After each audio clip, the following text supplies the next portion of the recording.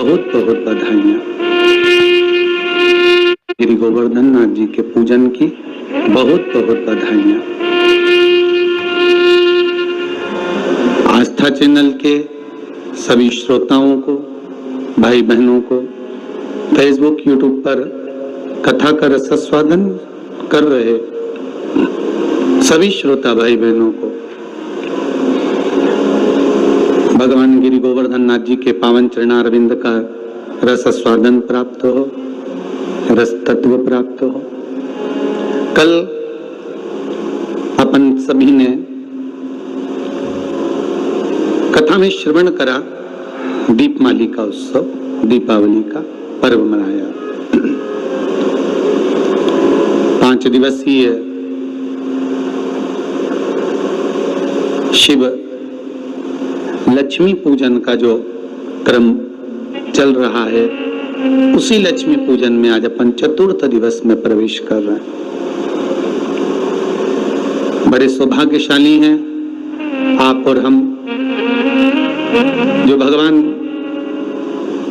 गिरि गोवर्धन नाथ जी के पावन चरणारविंद का रसास्वादन करने का अपन सबको सौभाग्य मिला है। ठाकुर जी की कृपा, दया, उदारता। कल दीपावली का पूजन आप सभी ने करा। आप और हमने मिलकर खूब दीपोत्सव मनाया, माता लक्ष्मी को अपने घर में बुलाया। पर निवेदन है, केवल माता लक्ष्मी को ही अकेले नहीं बुलाना है, हमें माता लक्ष्मी से निवेदन करना है, माँ आप जब गणेश जी को लेकर आए तो बुद्धि के देवता को लाए, आप जब गणेश जी को लेकर आए तो रिद्धि सिद्धि को भी लेकर आए। श्रेष्ठ बुद्धि, श्रेष्ठ विचार और मन का शुद्ध भाव हमारे भीतर प्रवेश करे। घर में केवल अकेली लक्ष्मी ही श्रेष्ठ नहीं होती। पहले भी कथाओं में कहा कि लक्ष्मी आती है, मना नहीं, पर लक्ष्मी जब घर में प्रवेश करती है तो बहुत सारे अपने कुछ कदम, कुछ चरण, कुछ पांव साथ लेकर आती है कि वो कुछ समय रुककर वापस चली जाती है। उसका कारण क्या है? जैसे नाव में छेद हो जाए, नाव में छिद्र हो जाए, और नाव में अगर छेद हो गया तो उसमें जो पानी भरा रहा है नदी का, उस पानी को निकालने का तरीका आपको आना चाहिए कि जैसे जैसे पानी बढ़ता जाए वैसे वैसे उसको दोनों हाथों से उलीचकर बाहर फेंकते जाइए। अगर वो पानी बाहर नहीं गया तो उस नाव में भराते भराते भराते भराते एक दिन वो नाव डूब जाती है। उसी तरह घर में जब संपदा बढ़े, धन बढ़े, वैभव बढ़े, लक्ष्मी बढ़े, तो इन दोनों हाथों से प्रयोग कर कर कहीं सत्कर्म में हमें लगाते रहना चाहिए, कहीं सत्कर्म की ओर हमें अग्रण्य रहना चाहिए। और भगवान गिरि गोवर्धन नाथ आप सभी पर ऐसी कृपा दृष्टि बनाकर रखे कि आपके घर में वैभव, धन, संपदा, लक्ष्मी खूब कृपा दृष्टि बनाकर रखे। दीपावली के द्वितीय दिवस में भगवान गिरि गोवर्धन नाथ जी के पूजन का महत्व हमको बताया गया। आप सभी के यहाँ गाय के गोबर के गोवर्धन जी बनते हैं और उनका पूजन हम सब करते हैं। पर इस पूजन का जो प्रमाण दिया गया, इस पूजन की जो महत्वता बताई गई, इस पूजन की जो श्रेष्ठता कही गई, वो हमें प्राप्त होती है श्रीमद् भागवत से। भगवान कृष्ण की अनुपम लीला से, कि जिस समय भगवान कृष्ण ब्रजमंडल में भ्रमण कर रहे हैं, पूरे ब्रजमंडल में घूमते घूमते भगवान कृष्ण आज सारी ब्रजवासियों के यहाँ, गोपियों के यहाँ मिलते हुए आ रहे हैं। तो भगवान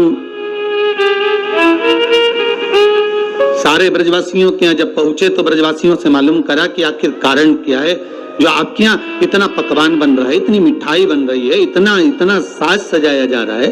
जैसे कल आपसे कोई पूछता या एक दिन पहले आपसे 2 दिन पहले कोई पूछता दीपोत्सव के पहले कि साहब आपने इतना सारा गुजिया बनाया है, पपड़ी बनाई है, खाजा बनाया है, मठरी बनाई है, खुरमे बनाए हैं, खूब सारा सामान तैयार कर कर रखा है आपने, तो ये किसके लिए रखा?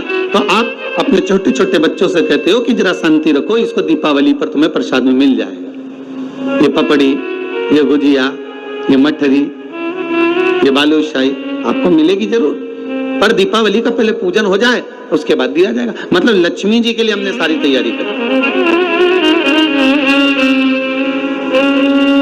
और अगर सारे ब्रजवासियों से भगवान कृष्ण पूछ रहे हैं, ब्रजवासियों ने ये नहीं कहा कि हमने लक्ष्मी पूजन की तैयारी करी है, ब्रजवासी तो यह कह रहे हैं कि हमारे यहाँ इंद्र की पूजन होती है और वो इंद्र के पूजन होती है, तो हम उस इंद्र के पूजन के लिए इतना सारा पकवान तैयार करें।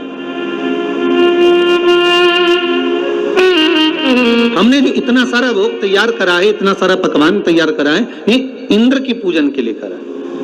तो भगवान कृष्ण ने सारे ब्रजवासियों से बात करते करते करते करते पूछते पूछते तब एक बुजुर्ग, एक बूढ़ी माता के पास पहुंच गए। एक बूढ़ी माँ के पास जाकर पूछा, माँ आप बताओ कि इतना सारा पकवान क्यों तैयार किया जा रहा है? ये इतना सारा भोग किसके लिए तैयार किया जा रहा है? तो महाराज वो बूढ़ी माँ कहती है, अरे कान्हा तुमको नहीं मालूम क्या, अपने यहाँ दीपावली के इस पावन अवसर पर, अब दीप उत्सव के पावन अवसर पर हम इंद्र की पूजन की तैयारी कर रहे हैं। अच्छा, तो इंद्र के पूजन क्यों? तो कहा वो लक्ष्मी देता है, जल बरसाता है, और जल वृष्टि होती है ना, तो उस जल वृष्टि के बल पर हमें कुछ फसल प्राप्त होती है, चारा प्राप्त होता है, जिससे गौएं चरती हैं, और वो गाय जो चरती है ना, उसका जो दूध मिलता है, उस दूध से हम मक्खन बनाकर अपना यापन करते हैं। भगवान कृष्ण कह रहे हैं, माता जी, हे बूढ़ी माँ, अगर देखा जाए तो गौएं तो गोवर्धन पर्वत पर चलती हैं, गौएं तो गोवर्धन पर्वत पर चढ़ती हैं और वहां की जो दूबा है, घास है, उसी को तो पाती हैं। अरे माँ, अगर मान लो गिरी गोवर्धन नाथ नहीं होते, गोवर्धन बाबा नहीं होते, तो तुम्हारी गौओं को भाग कहां से मिलता, और वो दूध कहां से देती, वो मक्खन कहां से देती? मेरे ठाकुर ने इंद्र की पूजन को ये नहीं कि बंद करवाया, मेरे ठाकुर ने तो केवल इतना कहा है कि प्रकृति रहेगी, अगर नदी, तालाब, पहाड़, पर्वत ये रहेंगे तो हमारा भी जीवन यापन सही चलता रहेगा। आज के जमाने में लोग प्रकृति को काटते जा रहे हैं, पेड़ पौधे काटते जा रहे हैं। आज अभी आपको मालूम होगा कि पूर्व में जो कोरोना महामारी निकली है, उस कोरोना महामारी में ऑक्सीजन की कितनी कमी पड़ी। उसका सबसे बड़ा अगर कहीं नुकसान है तो हमने किया, कोई दूसरे ने नहीं करा। कोरोना महामारी के चलते अगर ऑक्सीजन की कमी पड़ी तो हमारे कारण पड़ी। हमने पेड़ पौधे, जितने बड़े बड़े पेड़ पौधे थे, कॉलोनियां बनाना है, रोड बनाना है, मार्ग बनाना है, ये निर्माण करना है, वो निर्माण करना है, अपने सुख के लिए, अपने साधन के लिए हमने उन वृक्षों को काट दिया, हमने उन वृक्षों को नष्ट कर दिया, हमने उन वृक्षों में आग लगा दी। और अभी भी हम बंद नहीं हुए इन वृक्षों को काटने से, अभी भी हम काट रहे हैं। हमारे नदी नाले, तालाब, सरोवर जितने भी बने हुए हैं, इन सारे नदी नाले, तालाब, सरोवर में हमने इतना कचरा पटक दिया, इतना कचरा डाल दिया कि वो नदी नाले अभी तक साफ नहीं हो पाते। सारे अगर हम कर रहे हैं अपना नाश, हम अपने जीवन को नष्ट स्वतः कर रहे हैं, स्वयं कर रहे हैं। क्योंकि प्रकृति है तो हम हैं, और प्रकृति नहीं तो हम भी नहीं। भगवान कृष्ण यही कह रहे हैं, भगवान कृष्ण यही समझा रहे हैं कि माँ, अगर पूजन करना है तो गोवर्धन नाथ जी का पूजन करने चलो ना। इस गिरिराज पर्वत का, इस गोवर्धन नाथ जी का अपन आनंद से पूजन करें। माता, एक बूढ़ी माँ को समझाया, तब यशोदा जी के पास गए और यशोदा मैया के गले में बैया डालकर मेरे ठाकुर जी कह रहे हैं, माँ अब आप क्या कर रही हो? माँ कहती है, इंद्र के पूजन की तैयारी। माँ, इंद्र का पूजन नहीं, गोवर्धन नाथ जी का कर, गिरिराज बाबा का। कौन है गोवर्धन नाथ?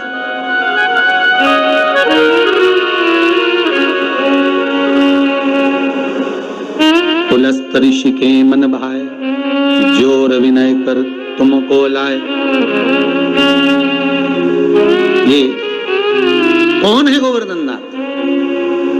महाराज, जिस समय पर श्री राम जी महाराज सुंदर सेतु का निर्माण कर रहे हैं, नल नील पत्थर को राम नाम लिखकर छोड़ रहे हैं, और जो सेतु बनाया जा रहा है उसमें श्री हनुमान जी महाराज से कहा, जाओ जल्दी जल्दी पत्थर लेकर आते जाओ। हनुमान जी महाराज भी गए।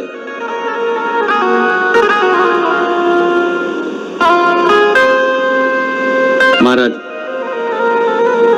और हनुमान जी महाराज गए और गिरी गोवर्धन नाथ जी को उठाकर लिया है। अब पर्वत को लाते लाते लाते लाते उन्होंने कहा, इतना विशाल पर्वत है, एक ही जगह पर रख दूंगा तो बस वहीं से मार्ग बन जाएगा। पर लाते लाते इतने में सूचना मिल गई कि अब तो इस सेतु का निर्माण हो चुका है, अब सेतु का निर्माण हो गया, अब नहीं लाइए, आप उसको रख दीजिए, जहां से लेकर आ रहे हो वहीं पर रख दीजिए, जहां पर हो वहीं रख दो। श्री गोवर्धन नाथ जी को सारे बंदर, जितने भी बानर थे, सारे के सारे जो पर्वत ला रहे थे, हनुमान जी ने जैसे ही गोवर्धन नाथ जी को नीचे रखा, सारे बानरों ने उनके ऊपर शिलाओं को रखना प्रारंभ कर दिया। प्रारंभ करा तो गोवर्धन नाथ जी की आंखों में जल भर गया और जल भरकर श्री हनुमान जी से बोले, हनुमान, तुम राम काज के लिए मुझे लेकर जा रहे थे, पर तुमने मुझे बीच मार्ग में रख दिया है। अगर मुझे भगवान नहीं मिले तो हे हनुमान, मैं तुम्हें श्राप दे दूंगा कि तुम्हारी भी सेवा करने वाला बीच मार्ग में रह जाएगा। हनुमान, जिसको मिलाने के लिए लेकर आए हो, कम से कम एक बार उसका दर्शन तो करा देते, एक बार उससे मिला तो देते। हनुमान जी की आंखों में जल भर गया। हनुमान जी महाराज ने राम जी से जाकर कहा, नाथ, वो गोवर्धन पर्वत तो मुझे श्राप दे रहा है, गोवर्धन नाथ जी की वो कंदराएं मुझे श्राप दे रही हैं। बाबा राघव जी, हे प्रभु जी, आप बताओ मैं क्या करूं? भगवान राम जी ने कहा, गोवर्धन पर्वत से जाकर कहो, तुम चिंता मत करो, अभी त्रेता के अंतर्गत तुम्हें लेकर आ रहे थे, तुम विश्राम करो इसी जतिपुरा में, ब्रजमंडल में। जब भगवान राम का अगला अवतार होगा, कृष्ण अवतार, तब स्वयं भगवान कृष्ण, आप जो प्रतीक्षा कर रहे हो, जो बाट जो रहे हो, जो इंतजार कर रहे हो, भगवान स्वयं राम कृष्ण का अवतार लेकर आएंगे और भजन कर रहे हो। एक दृढ़ता बनाकर, एक भरोसा रखकर, विश्वास रखकर, दृढ़ता रखकर अगर भगवान की भक्ति में डूबे हो तो ये पक्का है, आज नहीं तो कल मेरा महादेव, मेरा ठाकुर, मेरा राम, मेरा कृष्ण आपको मिलेगा जरूर, प्राप्त जरूर होगा।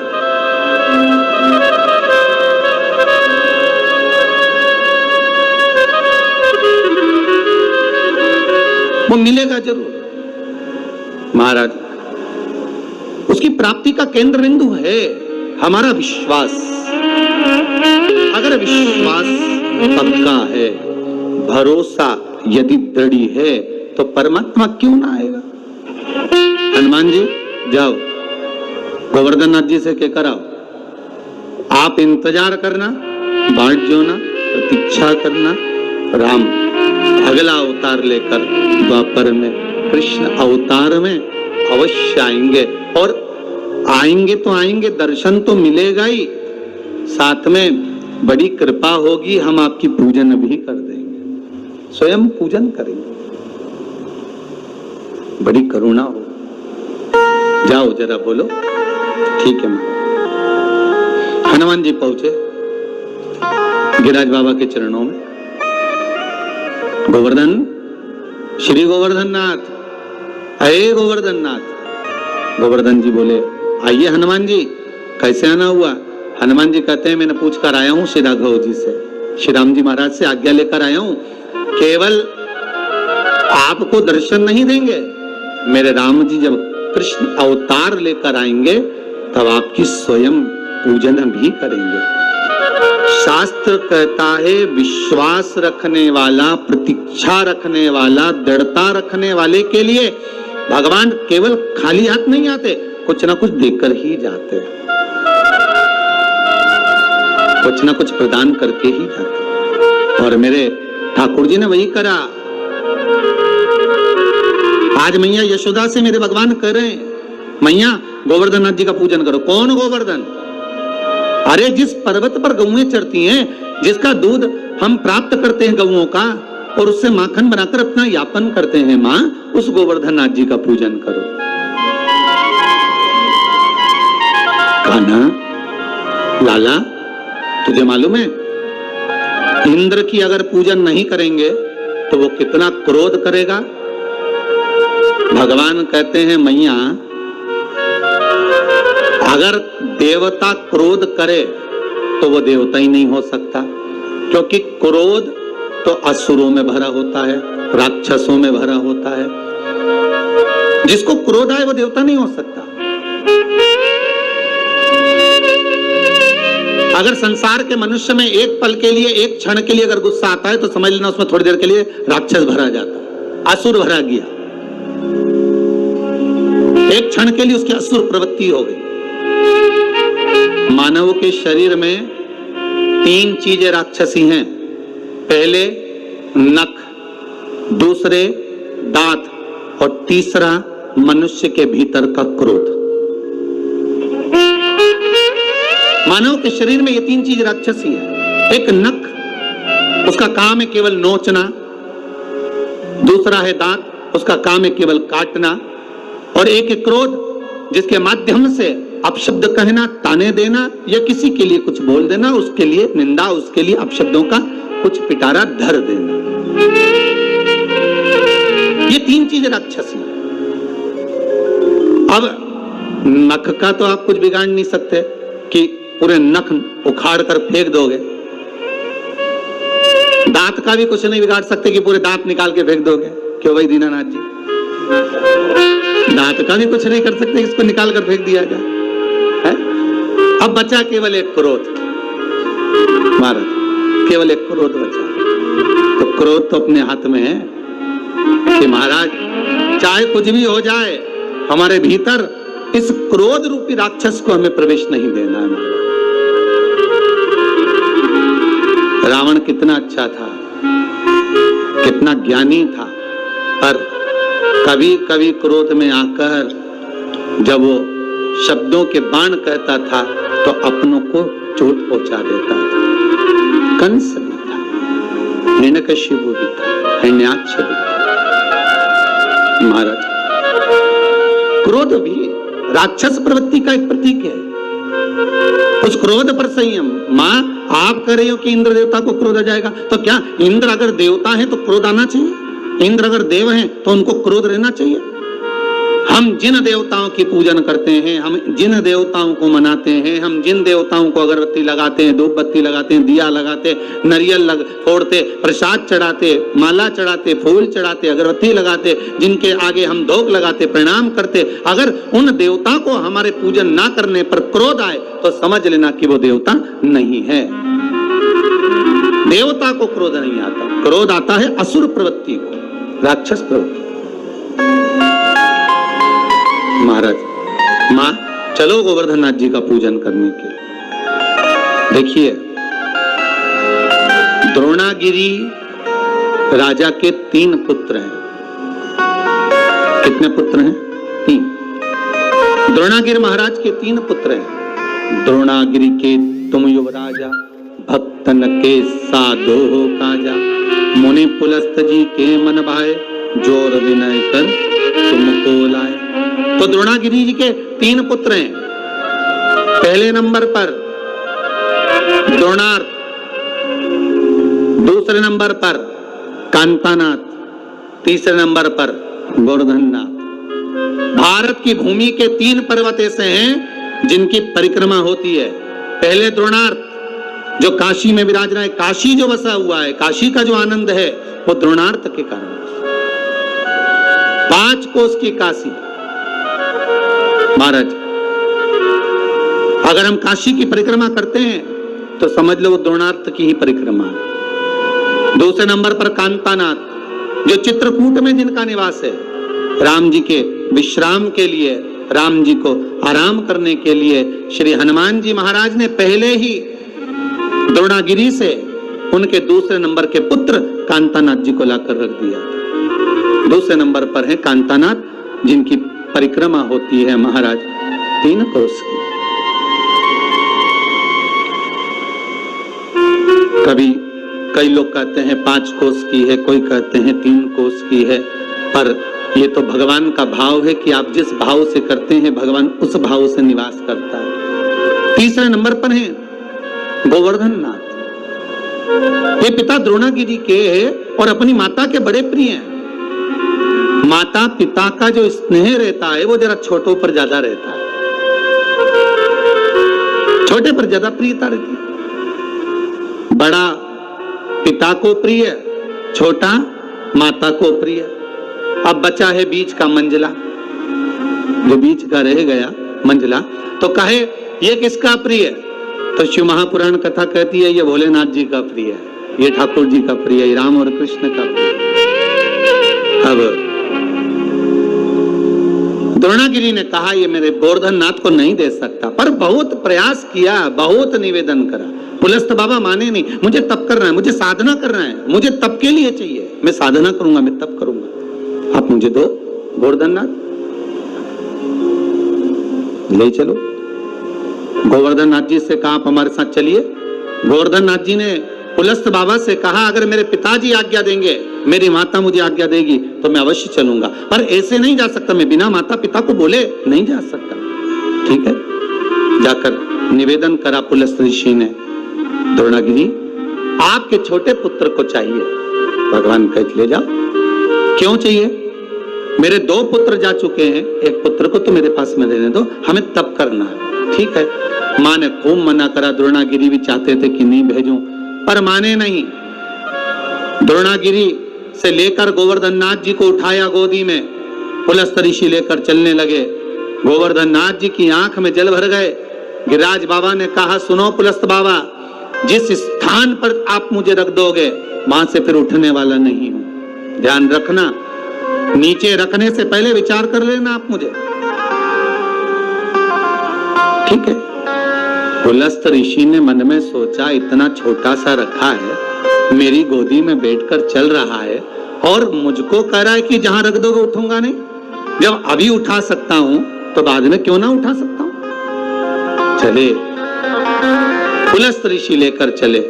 बीच मार्ग में पुलस्त बाबा जब जतिपुरा में पहुंचे, ब्रज के रज में जब पहुंचे, ब्रजमंडल में जब पहुंचे, पुलस्त बाबा थक चुके थे, इसलिए जल का पान करने के लिए गोवर्धन नाथ जी को नीचे रखा। जैसे ही गोवर्धन नाथ जी को नीचे रखा, पुलस्त बाबा वापस उठाने लगे, उठा नहीं, गोवर्धन नाथ जी उठते नहीं। पुलस्त बाबा को क्रोध आ गया, हाथ में जल लेकर कहा सुनो गोवर्धन, तुम जिद्दी हो, उठते नहीं हो मुझसे, इसलिए मैं तुम्हें श्राप देता हूं कि तुम तिल तिल घटोगे। गोवर्धन नाथ जी का विशाल पर्वत था साहब, विशाल पर्वत। महाराज तिल तिल तिल तिल बाबा घटते गए। और सबसे प्रसन्नता का बात, सबसे प्रसन्नता का आनंद तो ये है, कांतानाथ जी भी आज भी पृथ्वी पर विराज रहे हैं, द्रोणार्थ आज भी पृथ्वी पर विराज रहे हैं, और गोवर्धन नाथ जी भी आज भी पृथ्वी पर विराज रहे हैं। तो मैया यशोदा से भगवान कृष्ण करें, मैया चलना गोवर्धन नाथ जी का पूजन करने चले। मां चलो।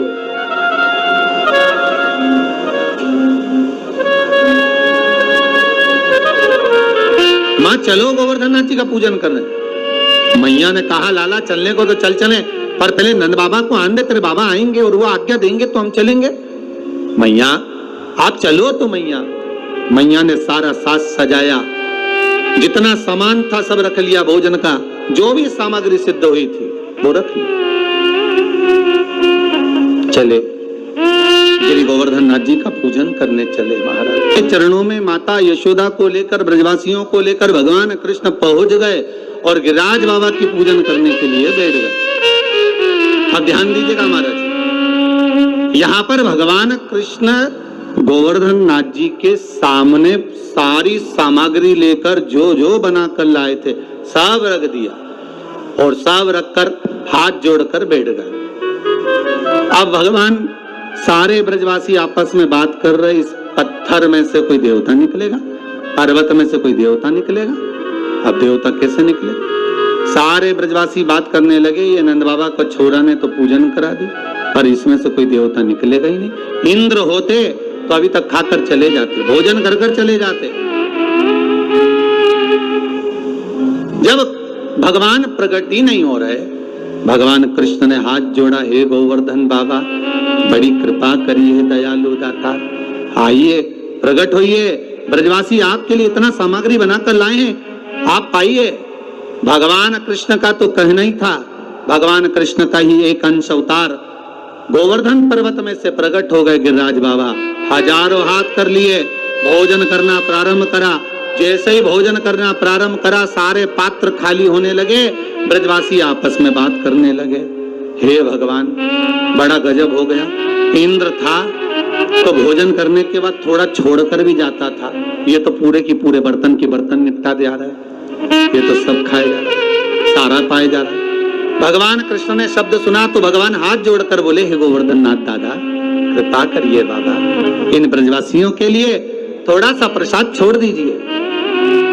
गोवर्धन नाथ जी ने आवाज कर कर कहा, आकाशवाणी कर कर कहा, सुनो कृष्ण, इन ब्रजवासियों ने मेरे को खाने से रोका है, इसलिए आज के बाद मैं केवल भाव से जीवने के लिए आऊंगा।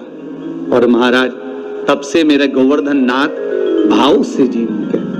आप भी अपने घर में जब भोग लगाते हो, एक कटोरी सामग्री बनाकर भगवान के सामने रख दो और एक कटोरी सामग्री बनाकर अलग रख दो। दोनों में जो स्वाद होगा, जो भगवान के सामने रखिए उसका स्वाद अलग होगा, जो अलग से रख दी फ्रिज के ऊपर, फ्रिज के अंदर, उसका कोई स्वाद नहीं है, पर भगवान के सम्मुख में जो पहुंच गए उसका स्वाद बढ़ गए।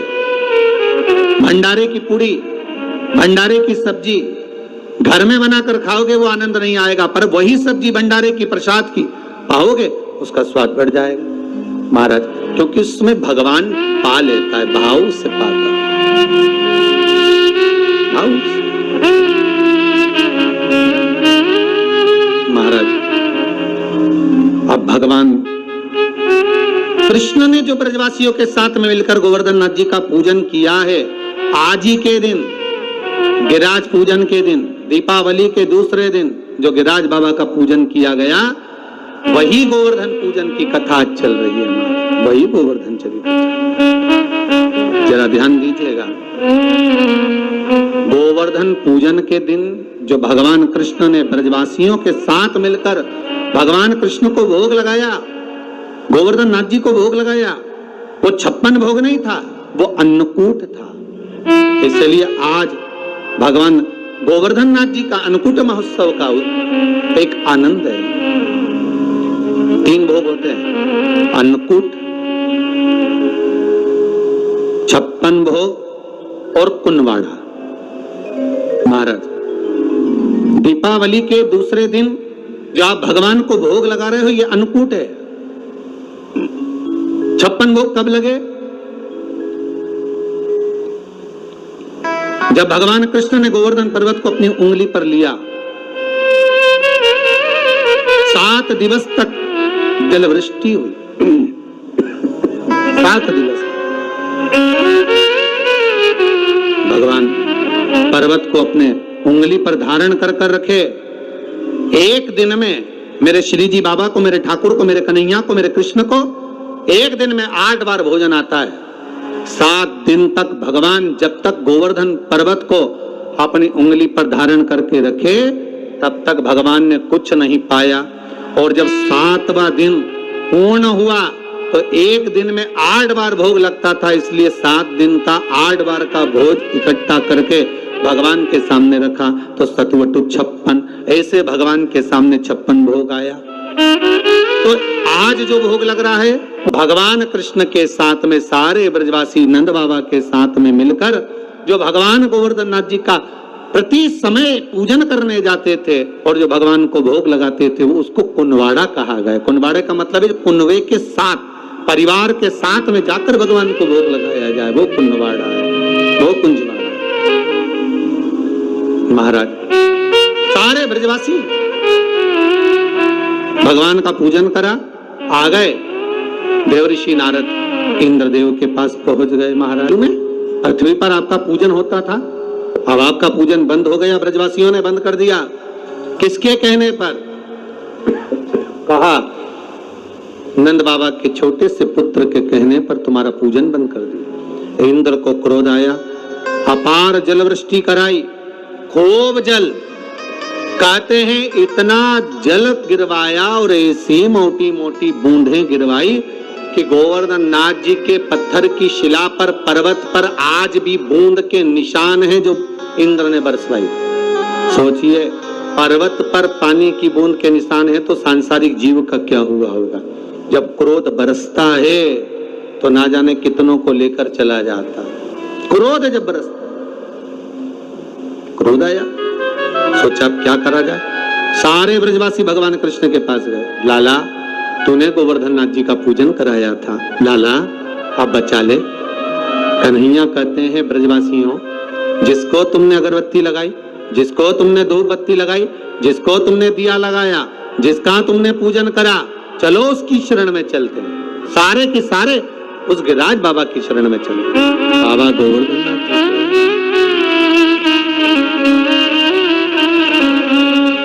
सारे के सारे गिरिराज बाबा की शरण में।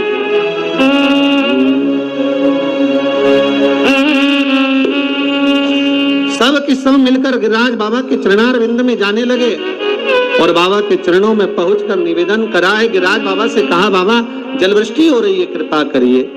भगवान बोले गोवर्धन पर्वत में से आवाज आई, कृष्ण मैं हल्का हो जाता हूं तो अपनी छोटी सी उंगली पर मुझे धारण कर लो।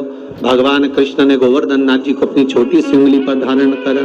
7 दिवस बरखा भारी हुई, तब जाकर इंद्र क्षमा मांगने आए और गोवर्धन नाथ जी को भूमि पर रखकर भगवान कृष्ण ने कहा, गोवर्धन नाथ जी कली में तुम समदेव ना दूजा, सुर नर मुनि सब करते पूजा। हे गोवर्धन नाथ, कलयुग में तुम्हारे समान कोई देव नहीं होगा। संसार के लोग आपकी पूजन कर कर सुख पाएंगे, जो आपकी परिक्रमा लगाएगा, दूध चढ़ाएगा, मनवांछित फल पाएगा। ऐसे मेरे गोवर्धन नाथ जी हैं। आप जो 4 दिवसीय, आज चौथा दिवस है लक्ष्मी पूजन का, 3 दिवसीय जो पहले पूजन कर चुके हैं, आज चौथा दिन। जो पूजन की थाली आपने सिक्के रख रखे हैं, उसी पूजन की थाली में जल का छींटा देकर रोली चावल मोली हल्दी से पूजन करना है, लाल पुष्प समर्पित करना है, 2 हल्दी की गठान, 2 कमल गट्टे,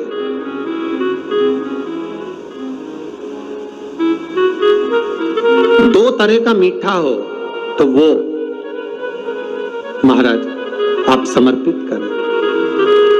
2 अमरबेल के टुकड़े उस थाली में समर्पित करें और निवेदन करें माता लक्ष्मी से।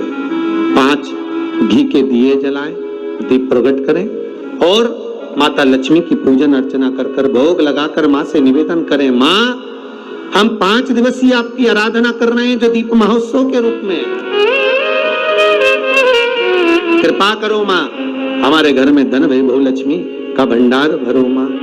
माता से निवेदन करे और निवेदन करके माँ से तब 5 दीप उठाकर आरती करिए माता लक्ष्मी की और लक्ष्मी माता की आरती कर उन दीपों को, एक जहां गोवर्धन नाथ जी का पूजन आपने करा है, एक दीप वहां लगा दीजिए जो सुबह आपने गिरिराज जी का पूजन करा।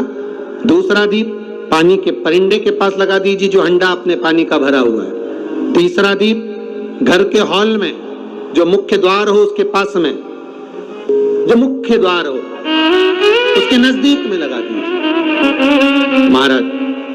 चौथा दीप तुलसी के क्यारे के पास लगाइए। 5वां दीप जहां पर माता लक्ष्मी का पूजन करा है वहां पर विराजमान कर दीजिए। ऐसे 5 स्थान पर 5 दियों को रखो। थोड़ी देर द्वार के पास में माता लक्ष्मी का आवाहन करो, माता लक्ष्मी से विनती करो, हे माँ आप हमारे घर में सदा विराजमान रहिए। और बाबा गोवर्धन नाथ जी से, गोवर्धन का मतलब होता है गो मतलब लक्ष्मी, वर्धन मतलब वृद्धि, जो लक्ष्मी की वृद्धि करने वाले हैं, जो संपदा के देने वाले हैं, लक्ष्मी को प्रदान करने वाले हैं, ऐसे गोवर्धन नाथ बाबा आप हमारे घर में संपदा की वृद्धि करिए, लक्ष्मी की वृद्धि करिए। बाबा से निवेदन करो। महाराज, हे गिरिराज बाबा, तेरी कृपा, तेरी दया, माता लक्ष्मी की हम पूजन कर रहे हैं। ये भाव रखकर गोवर्धन नाथ जी का पूजन कर, स्मरण कर, माता लक्ष्मी का पूजन स्मरण कर। चौथे दिन की जब पूजन पूर्ण हो महाराज, तब अपन अगले दिन 5वें दिवस की पूजन का फिर क्रम लेवेंगे। और कल जब अपन 5वें दिवस की पूजन करेंगे तो उस थाली के सिक्कों को कहाँ रखना है, कैसे उठाना है, कैसे विराजमान करना है, उसका वर्णन कल की कथा में श्रवण करेंगे। कल की कथा में अपन श्रवण करेंगे। भाव भक्ति से आनंद के साथ में आप सब पूरी आस्था चैनल के माध्यम से, फेसबुक, यूट्यूब के माध्यम से जो आप 5 दिवसीय शिव लक्ष्मी पूजन का स्मरण कर रहे हैं और दीपावली का पावन पर्व 5 दिवस का मना रहे हैं, उसकी बहुत बहुत बधाई हो। भगवान भोलेनाथ, कुबेर भंडारी, कुबेरेश्वर महादेव आपके भंडार भर के रखे।